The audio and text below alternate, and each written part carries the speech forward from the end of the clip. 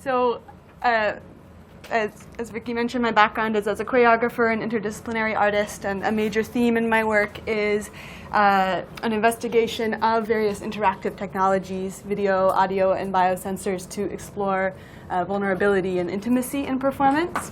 And today I'm going to speak to one specific project, which is my most recent creation. It's an installation project called Synchronism, which was developed in collaboration with composer John MacCallum from UC Berkeley. And this installation premiered last summer at a festival in Toronto. And it involves 3 simultaneous invitations to the public. So the first is a one-on-one performance. Simultaneously, there's an audio installation throughout the gallery space or public setting for everyone present. And there's also a large-scale haptic sculpture that's happening. So I'll begin by speaking about the one-on-one performance. My desire or my interest to develop this performance, this one-on-one encounter, really came from my experiences in the rehearsal studio with dancers. We were working with respiration and heart rate sensors to explore possible moments of temporal entrainment or kinesthetic empathy through eye contact, partner breathing, touch, partnering. And I felt this is a big part of my contemporary dance practice and has been for a long time, but I was feeling very moved by the types of, or the way of being together and knowing together that was emerging in this. And I wanted to invite a wider range of participants in this, and also for myself to experience this with a broader range of people.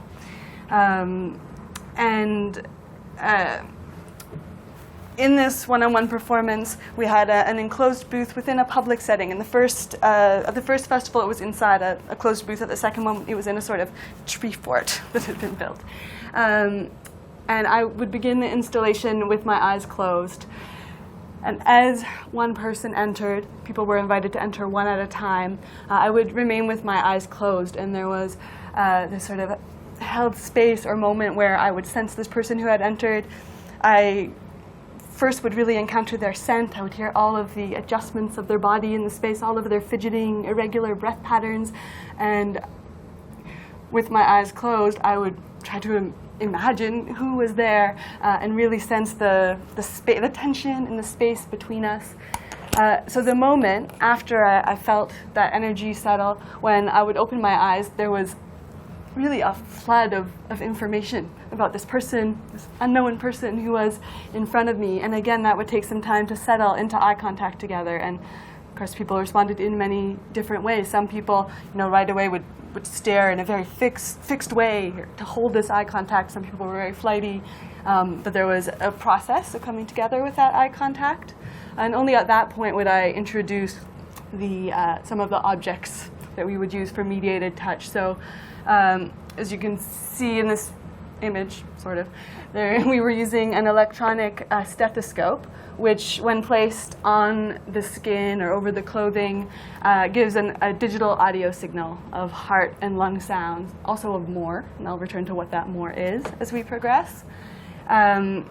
And at the same time, there's a closer image of the stethoscope. At the same time, in the other hand, I was holding a small object, which is a transducer. It's like a mini haptic speaker, which transduces the sound from the stethoscope. So you literally feel as if you're holding a heart pulsing in your hand, and it's quite a profound illusion. And both partners have a stethoscope and a transducer that can be placed on their own body or on the body of your partner to create sites of pulsation and vibration.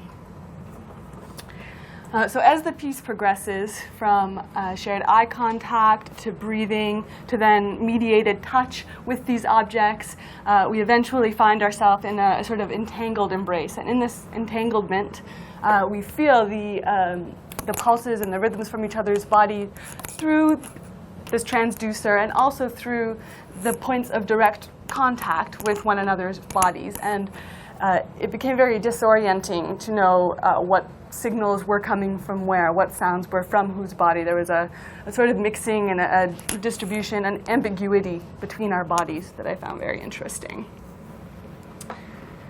At the same time as the one-on-one encounter happening in this public gallery, there was a large audio installation happening. So 8 to 16 speakers, depending on the size of the space, of individual channels, which were drawing on the sounds from both stethoscopes and treating these sounds with algorithms that would generate some randomness or ambiguity in both the temporal and the spatial distribution of these sounds throughout the gallery setting. And the real-time sound from what was happening in the booth were also mixed with sounds from past encounters. So there was a sort of slipping between present and past participants, a layering. And this was composed by John MacCallum.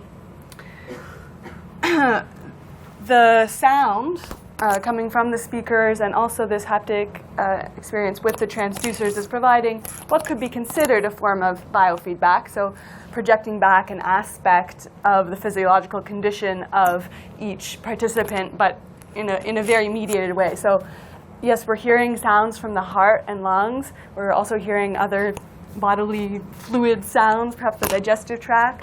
As we make contact of these stethoscopes with the body, we're hearing noise or artifacts from that contact, which could be considered an error. But it's really a question of perspective. What are our expectations of what sound to hear? And as a result, there are 5 filters built into the stethoscope we were using from ThinkLabs, which would select or reduce certain sound ranges or sound frequencies. And then again, these sounds are treated as they move through our software system, depending on the frequency range of the speakers and also on the quality of attention of the listeners. There's going to be a different experience of this feedback. So really, this feedback, it has traces of the hardware, the software, the ambient environment, and relationships from where it came. And I find it interesting to consider that as opposed to thinking of it just as a direct transduction or translation. With the call for this symposium, I became really interested in thinking about the relationship between biofeedback and echoes, and doing a Google search online and going to various sources. Some common articulations of what an echo is that I found were, first of all, the reflections of sound waves off of a surface back to the listener. So this is a sort of analog explanation of an echo that I would point out. These echoes, even in their passage and reflection off of surfaces, become influenced or mediated by different aspects of the environment in which they are moving, spatially and temporally. And then another common explanation of echoes was a sort of metaphorical mirroring of ideas or feelings or emotions. There were synonyms such as copy, reproduce, replicate, and mimic. And I found this quote that I really like from Deleuze and Guattari that elaborates on part of why it can be troublesome to think of biofeedback or of an echo simply in terms of mimicry. So mimicry is a very bad concept since it relies on binary logic to describe phenomena of an entirely different nature. The crocodile does not reproduce a tree trunk any more than the chameleon reproduces the color of its surroundings. The pink panther imitates nothing. It reproduces nothing. It paints the world its color, pink on pink. This is its becoming world, carried out in such a way that it becomes imperceptible itself. A-signifying makes its rupture, its own line of flight, follows its a-parallel evolution through to the end. So if we consider this argument in relation to the idea of echoing bodily sounds, for example, the beating of a heart, through digitization of an audio signal and then redistributing it in oral and haptic forms, which is what's arguably happening in this installation, we can create an illusion of reproduction.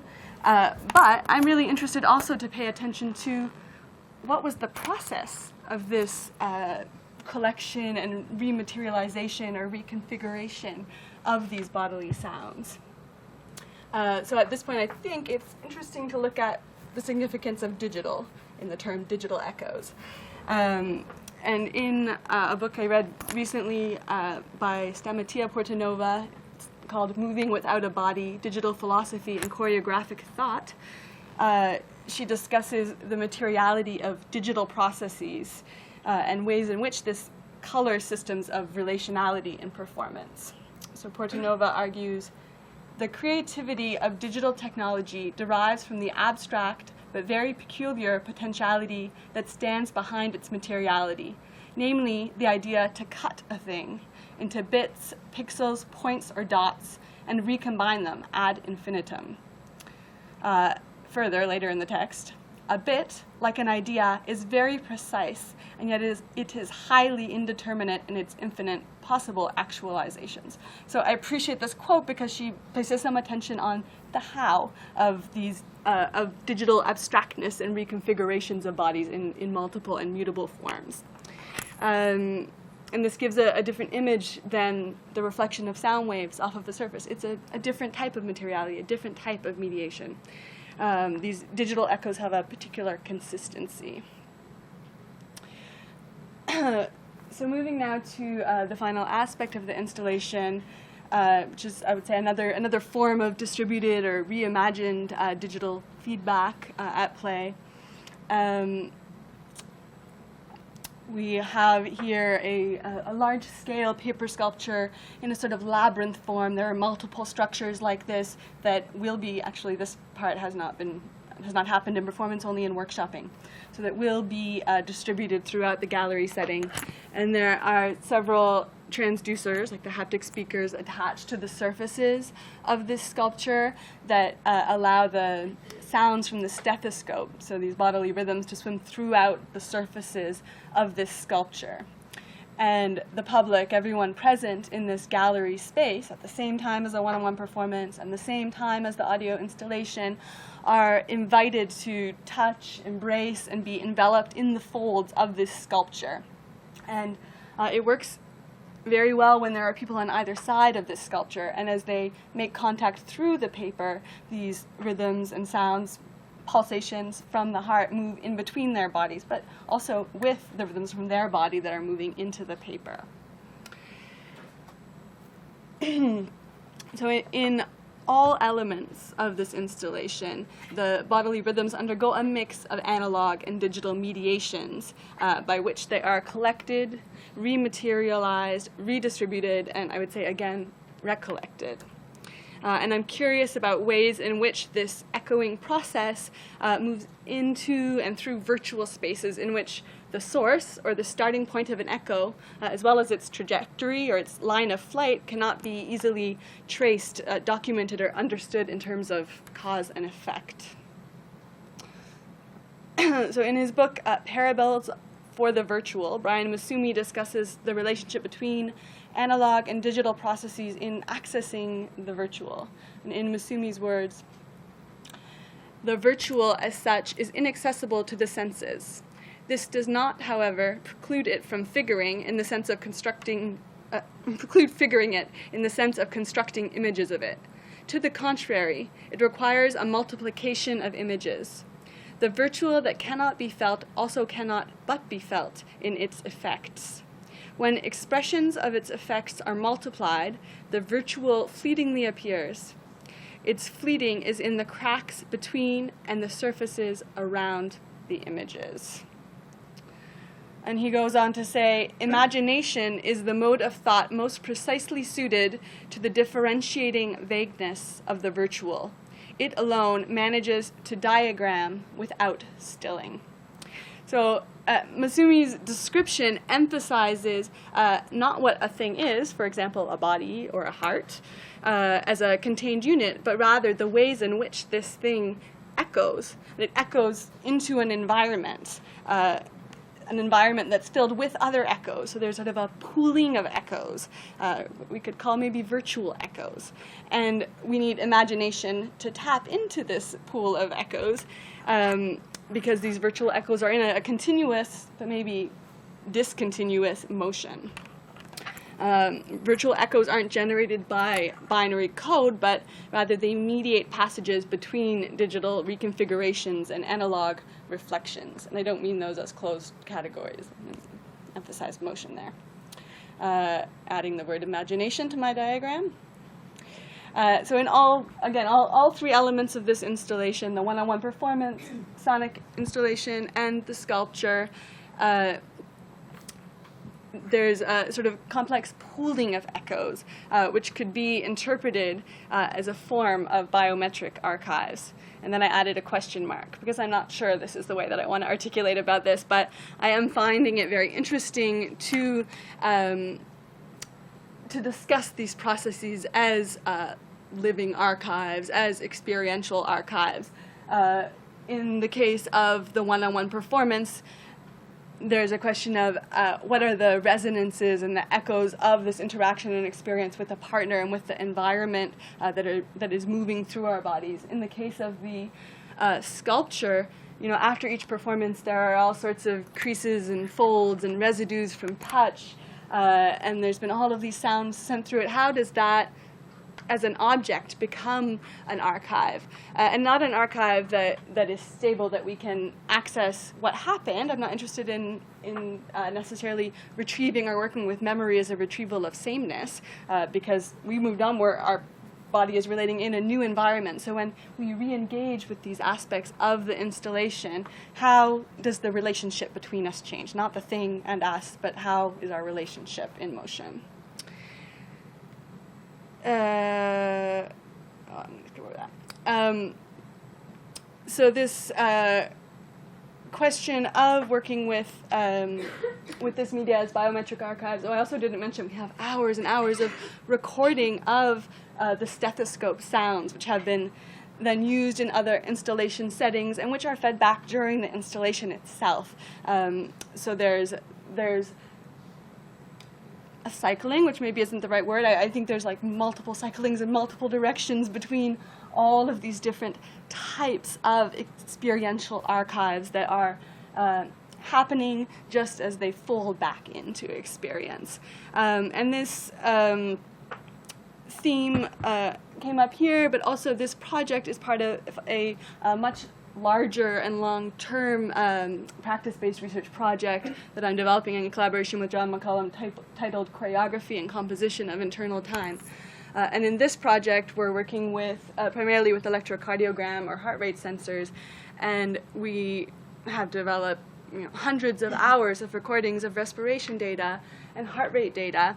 And what's really interesting to me here with this collection of information, which we could call an archive, is then how do we access the potentiality of these archives, not as a still diagram. If we were to go back to the Masumi quote where he mentions we need to engage with this imaginatively as a way to create motion within the archive and within the diagram, because when we still it, when we still data in a diagram, that suggests somehow that the memory or that the archive is inside that graph itself. And what I'm interested in instead is how we reenact and enact relationships with this archive within performance practice and within performance process. And to that end, I'm going to give an artist talk here at CDARE on March 15th. My collaborator will be here from California. And it's titled Biosensors as an Intervention in Creative Process. So how is this transforming ways in which we're understanding our body as relational and in an environment? So I invite you to join us. Here's my website, which has lots of videos and further information about my work, also my contact information. Thank you.